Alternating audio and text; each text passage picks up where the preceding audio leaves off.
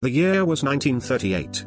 Europe was trembling on the edge of war, and many people feared what the future would hold. In a small village in Poland lived a quiet farmer named Jacob. He was not a wealthy man, nor did he hold any position of power. Yet he carried something greater than gold or weapons. He carried a promise he believed came from God. Jacob had grown up reading the scriptures by candlelight. One verse, in particular, stayed with him because of the promise of God. He became powerful by his faith. For Jacob, this was not a poetic phrase but a living truth. He believed that God's promises were stronger than the fear of armies, hunger, or even death. When the war began, Jacob's family and neighbors faced terrible hardship. Soldiers marched through their village, food was scarce, and many were forced to abandon their homes. Fear crushed people's hearts. Yet Jacob remained calm. Each morning he gathered his family, read aloud from the Bible, and prayed. His neighbors noticed, "Jacob, how can you be so peaceful when everything is falling apart?"